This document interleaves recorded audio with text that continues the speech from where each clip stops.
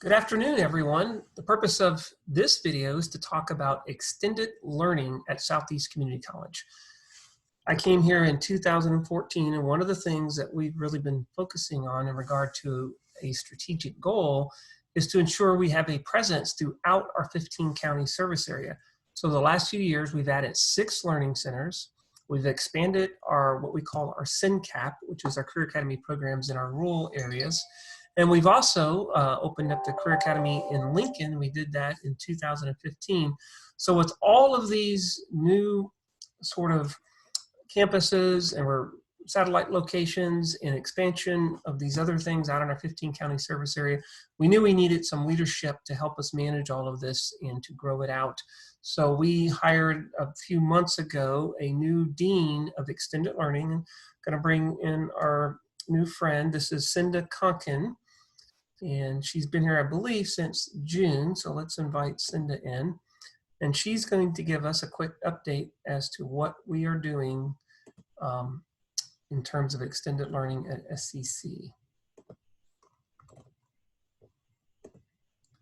Okay, Cinda should be joining us very soon.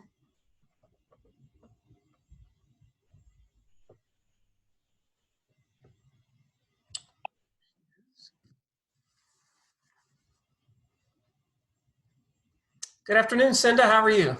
I'm great, Dr. Illich. How are you? I'm fantastic.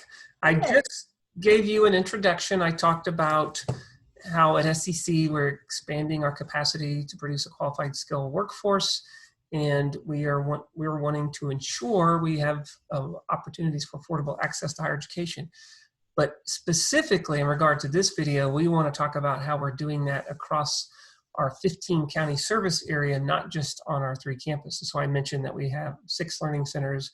We've also have expanded our career SendCAP, which is our career academy in the rural areas, as well as opened up in 2015 our new career academy, but we need someone to help us organize that, to grow it out and have vision for that. And that person is you.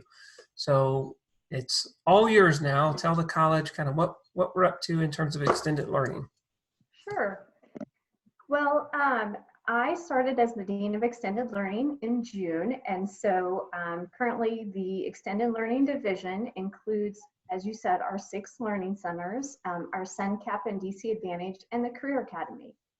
So as you can imagine, just because everybody is coming together as a team, we've been really trying to build relationships for the past several months and get to know one another. And so that's been really a fun experience just for everybody to come together and talk about what they've been doing and how we can work together as a team to serve students within those 15 counties.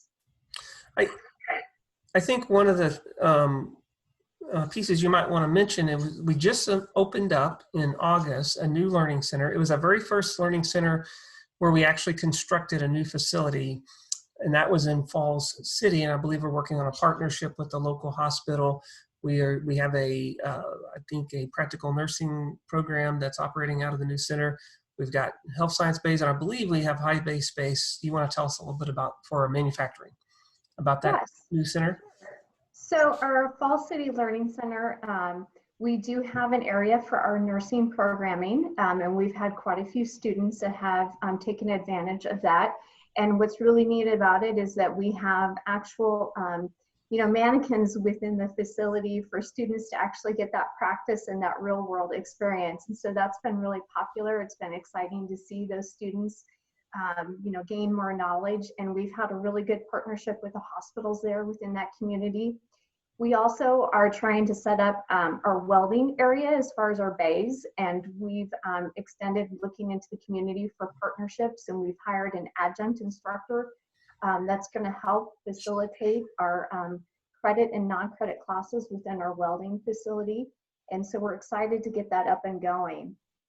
And I know we're doing a lot of other exciting things in all of the learning centers, whether it's Pottsmith or York, Hebron, Wahoo, and I think Nebraska City. We're just so excited for these. They've opened up access in a way that just wasn't there before. I believe quite a bit of what we do in those spaces is non-credit, as well as some credit, but the non-credit gives folks an opportunity to take maybe a course or two relatively quickly and to really kind of learn about things that they can use in everyday life, and before they had to drive all the way to Lincoln. Is that right? Right. And I mean, a lot of people, it's an opportunity for them to have learning throughout all the years of life. I mean, extended learning is about, learning no matter what your age is. We have opened up our learning centers to include our high school students and trying to make a connection for our dual credit students to know that there's a learning center in the community that they can access, as well as our credit classes. A lot of students in those communities can take credit classes via distance learning. It can be by robot, life size, or Zoom. And so that's a way for them to maintain and be in their community and not have to drive to a campus location. As well as our non-credit classes have been, a lot of leisure learning and different things that they might just, want to experience. And it's a way for them to take a class. Yeah, neuroscience research has now made it clear over the years that as you get older, the more you can learn. Your brain is still very plastic, and you can add connections by trying different things, learning new things. So it's wonderful that we can be there for those that just want to learn something, continue to learn things throughout their life. The other thing I thought you might want to talk about is some of the facilities that we're building on the main campuses. How are we trying to make sure they also connect to the learning centers? Yeah, for example, our new health sciences building that's currently in construction. That's just a way it can be reached out to our learning center locations.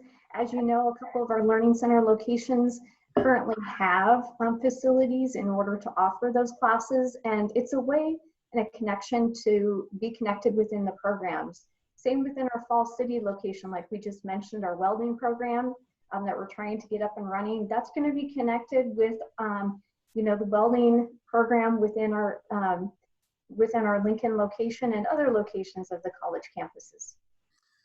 Well, that sounds great. Cinda, is there anything else you want to add about extended learning here at Southeast Community College, and maybe anything about your vision for where you're going to help us take that extended learning function?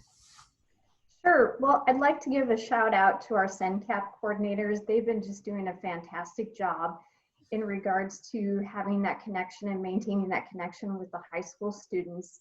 They're used to going out to the high schools to meet with students, and because we're doing online classes, they haven't had an opportunity to do that. But they've been really creative in trying to connect with those students via Zoom, and they even have had groups of students together, and it's a way for the students to get to see other students that they haven't had an opportunity to because they're doing online learning, and they're used to seeing them in a classroom environment. So they've just been really, the students have been really appreciative of that. And, the SendCAP coordinators are able to still continue to maintain and see that they're doing well in their classes because it has been a transition for the students. Well, that's really exciting. One of the things that I like to encourage everyone to think about when you're going through a situation like this, and I think everyone would agree that it has an adversity component to it, but we can take that and flip it and see it as an opportunity to innovate, to create. And I think that's what you're describing with the SendCAP folks, really trying to help the students discover new technologies, new ways of thinking. So adversity often leads to some really wonderful creativity that I think we're seeing at SCC, and we're very excited about that. Anything else? One of the challenges that we all have is we all want to be, we want to make sure we're reaching out and being popular. And I notice I'm doing okay on the views of these videos, but what do you think I can do to increase the viewership of these president's videos? Cinda, what are you thinking? I think just getting the word out there that we're doing a lot of great things at SCC. And if people want to take part in these videos and just kind of explain everything that we're doing, because we are a team. And I think we've had a lot of great opportunities, and I think it's the way to showcase those opportunities to everyone. Fantastic. Well, anything else before we sign out? You've been great. Well, thank you for the opportunity. I'm just really proud to be part of SCC, and I think everybody's just doing a fantastic job and with this transition and making this a really quality experience for our students. So if you were talking to a parent, you would say, choose SCC, is that right? Absolutely. Quiz for you, Cinda. What's our current new logo? Your path to possible. That's only because you see it on my virtual background. Is that correct? Well, maybe some people might have even missed that because they weren't paying attention. But you were paying attention. You've been wonderful. Thank you so much. And good afternoon to everyone. Thank you.